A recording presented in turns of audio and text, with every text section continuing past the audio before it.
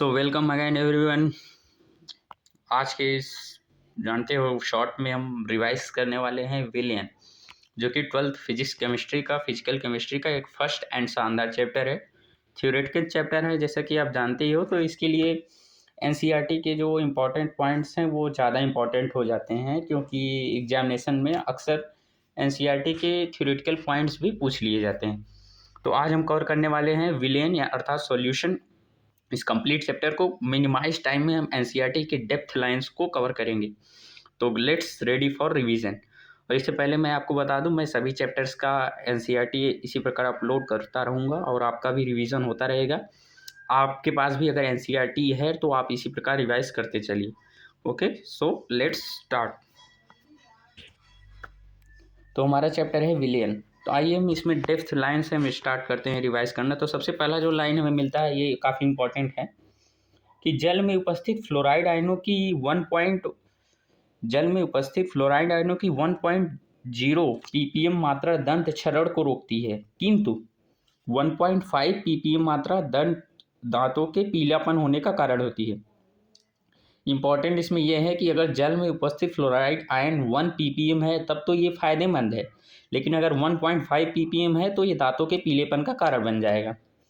Second thing he, fluoride आयनों की अधिक सांद्रता जहरीली हो सकती है। काफ़ी इंपॉर्टेंट है यहाँ पे, ये असर्शन रीजन में पूछ सकता है। फ्लोराइड आयनों की अधिक सांद्रता, फ्लोराइड आयनों की मतलब F- जहरीली हो सकती है। नेक्स्ट लाइन की बात करते हैं तो समांगी मिश्रण से हमारा तात्पर्य है कि मिश्रण में सभी जगह इसका संगठन एवं गुण समान हो। देखो, तो यहाँ पे इसमें मेन पॉइंट है इसका संगठन एवं जो गुण एक समान होना चाहिए और मिश्रण के सभी जगह। काफ़ी इंपॉर्टेंट लाइन है। समांगी मिश्रण से हमारा तात्पर्य है कि मिश्रण के सभी जगह इसका संगठन एवं गुण एक समान हो। सेकेंड इंपॉर्टेंट लाइन की बात करते हैं तो विलायक विलयन की भौतिक अवस्था का निर्धारण करता है जिसमें विलयन विद्यमान होता है। आप जानते हो सॉल्वेंट वो होता है जिसमें विलयन में सबसे ज़्यादा जिसकी मात्रा होती है वो सॉल्वेंट होता है, और सॉल्वेंट ही सॉल्यूशन अर्थात विलयन का नेचर को डिपेंड करता है कि विलयन कैसा होने वाला है। अगर सॉल्वेंट ज़्यादा है और जलीय है तो सॉल्यूशन भी जलीय होगा। आगे बात करते हैं, किसी विलयन का संगठन उसकी सांद्रता से व्यक्त किया जाता है। याद रखना, काफ़ी इंपॉर्टेंट लाइन है। किसी विलयन का संगठन उसकी सांद्रता से व्यक्त किया जाता है। नेक्स्ट पॉइंट की तरफ चलते हैं तो यहाँ पे न्यूमेरिकल टाइप आप नोट से कर सकते हैं, बाकी इंपॉर्टेंट लाइन यहाँ से कर लीजिए। मैं कह सकता हूँ one of the most probable question यहाँ से आ सकता है कि एक यहाँ पे है सोडियम क्लोराइड व शर्करा जल में आसानी से घुल जाते हैं। NaCl एंड शर्करा जल में आसानी से घुल जाते हैं, जबकि नेप्थेलिन और एंथ्रासिन जल में नहीं घुलते हैं। एंड नेप्थेलिन एंड एंथ्रासिन जल बेंजीन में आसानी से घुल जाते हैं, जबकि सोडियम क्लोराइड व शर्करा बेंजीन में नहीं घुलते हैं। डायरेक्टली अपने नोट्स में ऐड कर लीजिए, काफ़ी इंपॉर्टेंट लाइन होने वाला है ये एग्जामिनेशन के लिए। सोडियम क्लोराइड व शर्करा जल में घुलनशील होते हैं, बेंजीन में नहीं। एंड नेप्थेलिन एंड एंथ्रासिन बेंजीन में घुलनशील होते हैं, जल में नहीं। आगे बात करते हैं तो यही है, अंतराणविक अन्योन क्रियाएं समान होने चाहिए अगर किसी विलेय को विलयन में घुलना है तो। आगे इंपॉर्टेंट लाइन की बात करते हैं तो एक पदार्थ में दूसरे की विलेयता पदार्थों की प्रकृति पर निर्भर करती है।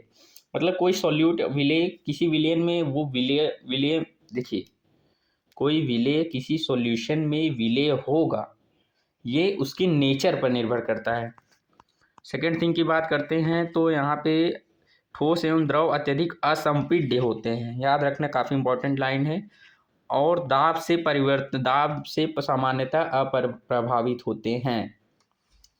मीन्स ठोस, सॉलिड एंड लिक्विड जो होते हैं वे दाब से अप्रभावित होते हैं। क्वेश्चन में आ सकता है कि निम्न में से कौन दाब से प्रभावित नहीं होते हैं, तो ठोस और द्रव नहीं होते हैं, गैस होता है जिसे हम हेनरी के नियम में पढ़ते हैं।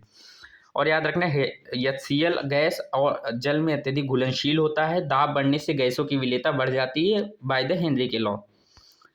और याद रखना है कि उनके अनुसार मतलब हेनरी का नियम जो होता है कि स्थिर ताप पर, नियत ताप पर किसी गैस की द्रव में विलेयता द्रव अथवा विलयन की सतह पर पड़ने वाले गैस के आंशिक दाब के समानुपाती होती है। आप फार्मूला से भी ये लाइन समझ सकते हैं। बात करते हैं KH का मान गैस की प्रकृति पर निर्भर करता है। काफ़ी इंपॉर्टेंट लाइन है।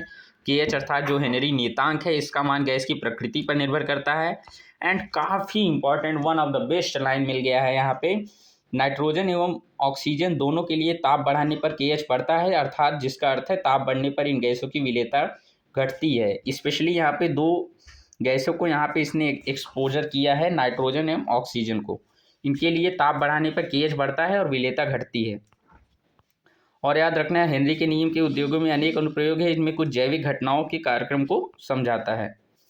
एंड अगर आगे हम बात करते हैं तो वही अद्वितीय ऊंचाई पे एनॉक्सिया हो जाता है। एंड आगे आता है वाष्पशील द्रवों के मिश्रण में प्रत्येक अवयव का आंशिक दाब विलयन के मोल अंश के समानुपाती होता है। यहाँ से न्यूमेरिकल आता है, बहुत डायरेक्टली आ जाता है कि वाष्पशील द्रवों के विलयन में प्रत्येक अवयव का आंशिक दाब विलयन के उसके मोल अंश के समानुपाती होता है। फॉर्मूला वाइज भी आप कर सकते हैं। आगे बात करते हैं तो one of the best line कि साम्यावस्था में वाष्प अवस्था हमेशा उस अवयव की अधिक होगी जो अधिक वाष्पशील होगा। One of the greatest line मैं इसे कह सकता हूँ कि साम्यावस्था में वाष्प अवस्था उस अवयव की धनी होगी, मतलब उस सॉल्यूट की अधिक होगी जो अधिक वाष्पशील होगा। समझ में आया?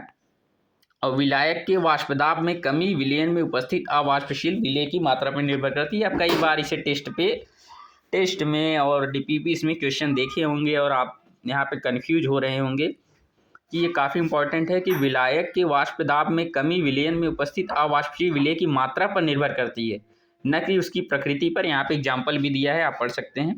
किसी विलयन के प्रत्येक वाष्पशील अवयव का आंशिक वाष्पदाब इसके मोल अंश के समानुपाती होता है, फॉर्मूला वाइज है। ऐसे विलयन की सभी सांद्रताओं पर राउल्ट के नियम का पालन करते हैं जो आदर्श विलयन होते हैं। आदर्श विलयन के दो मुख्य गुण भी होते हैं, याद रखना। और यहाँ पे काफ़ी इंपॉर्टेंट लाइन है, एक पूर्ण रूप से आदर्श विलयन की संभावना बहुत कम होती है। काफ़ी इंपॉर्टेंट लाइन है, एक पूर्ण रूप से आदर्श विलयन की संभावना बहुत कम होती है, लेकिन कुछ विलयन ऐसे होते हैं जो व्यवहार में आदर्श की तरह व्यवहार करते हैं, जैसे n hexane, n heptane, bromoethane, chloroethane, benzene and toluene. ये आदर्श विलयन के श्रेणी में आते हैं। आप इसे डायरेक्टली नोट कर लीजिए अपने नोट्स में।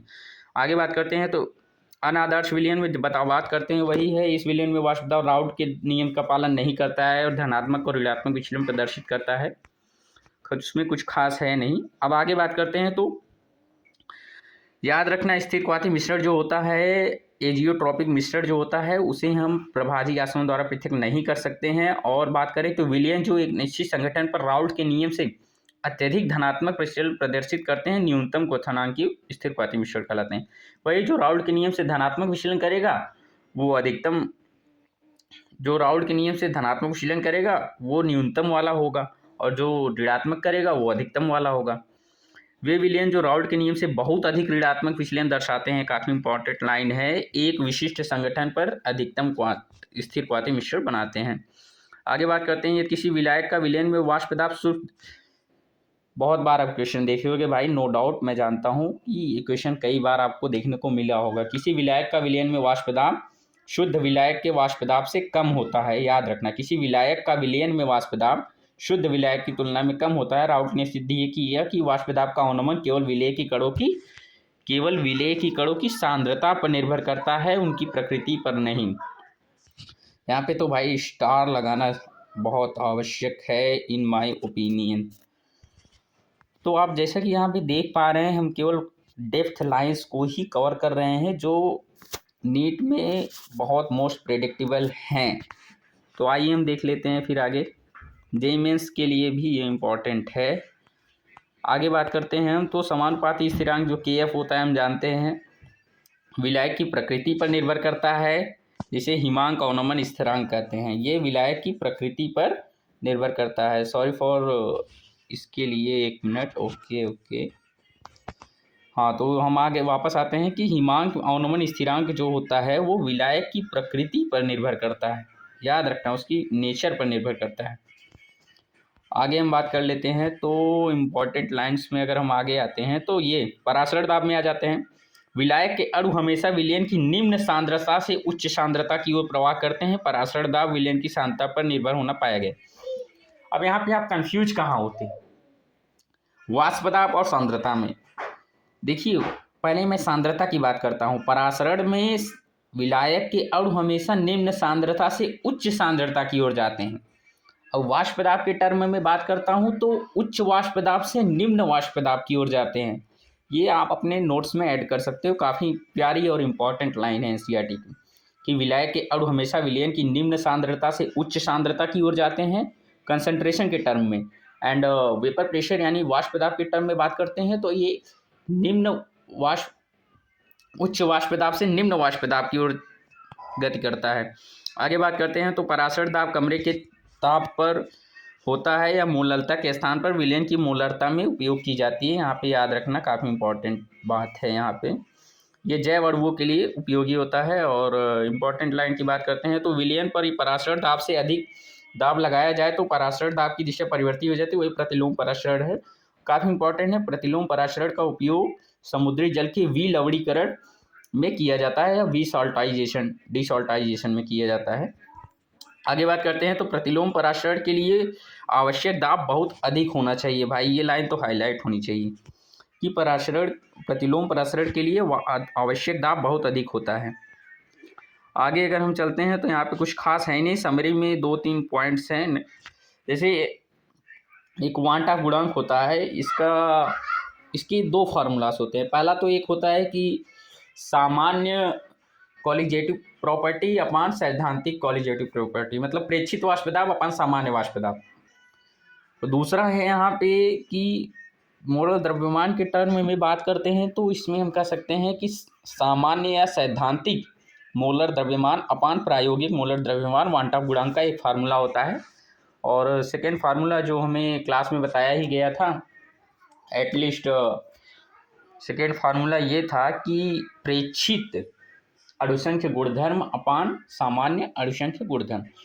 तो फाइनली हमने ऑलमोस्ट 12 मिनट में कंप्लीट डेप्थ लाइंस को कवर कर लिया है। अगर आपको यहाँ पे कहीं भी कोई फॉल्ट लगता है तो आप कमेंट में बता सकते हैं। और आपको कैसा लगा ये रिवीजन बताइएगा ज़रूर। आप भी इसे हाईलाइट कर सकते हैं। जैसा कि आप जानते ही हैं नीट का टारगेट होता ही है कि वो थ्योरेटिकल क्वेश्चंस में बच्चों को, एस्पिरेंट्स को कंफ्यूज करे, बट ऐसा नहीं, क्योंकि अब हम फिजिकल केमिस्ट्री का भी एनसीईआरटी कवर कर रहे हैं।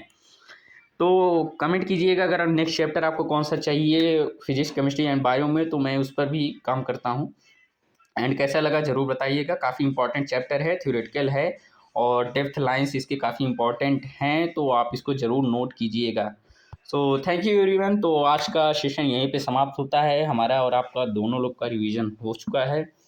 तो जैसा कि आप जानते हैं मेरा नाम रितेश मिश्रा है। मैं आप लोगों के लिए, और सही कहूँ तो मेरे लिए भी ये रिवीजन हो जा रहा है, तो काफ़ी इंपॉर्टेंट है ये चीज़ें।